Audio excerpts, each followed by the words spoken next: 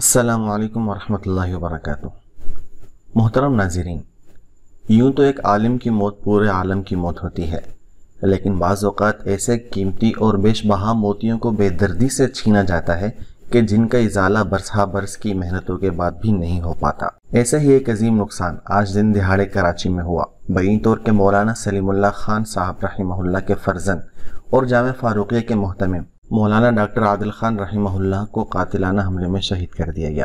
مولانا عادل خان صاحب کس قدر عظیم شخصیت اور قائدانہ صلاحیتوں کے مالک تھے، اس کا اندازہ اس بات سے لگائیں کہ حالیہ دنوں میں جب صحابہ کرام کی شان میں گستاخیاں کی گئیں تو مولانا عادل خان رحمہ اللہ کی پکار پر کراچی کی عوام نے لبیک کہا۔ مسلکی امتیازات کو بالائے طاق رکھ کر 3 دن تک عظمت صحابہ کے عنوان سے کانفرنسیں اور مارچ کرتے رہے، جس میں کراچی شہر کے لاکھوں لوگوں نے شرکت کی۔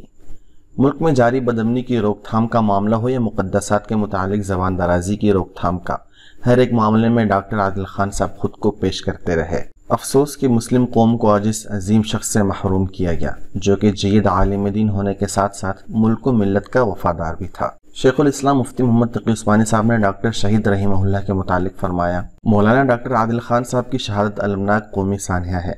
ظالموں نے ہمیں ایسی شخصیت سے محروم کر دیا جس سے روشن امیدیں وابستہ تھیں۔ انہوں نے ایک طرف ناموس صحابہ کے لیے باغیرت قائد کا فریضہ انجام دیا، دوسری طرف وہ بااصول قومی وحدت کے لیے کوشاں تھے۔ اللہ تعالیٰ انہیں جوار رحمت میں جگہ دے۔ ساتھ ہی مفتی محمد تقی عثمانی صاحب نے فرمایا، یہ مجرمانہ قتل دراصل ملک میں بدامنی اور خانہ جنگی کی آگ بھڑکانے کی سازش ہے۔ ہم سب کا فرض ہے کہ صبر و تحمل اور دانش مندی کے ساتھ انتقام در انتقام کی اس سازش کو ناکام بنائیں، اور حکومت کا فرض ہے کہ قاتلوں کو فوراً گرفتار کر کے اس قسم کی ممکنہ آگ بجھائیں۔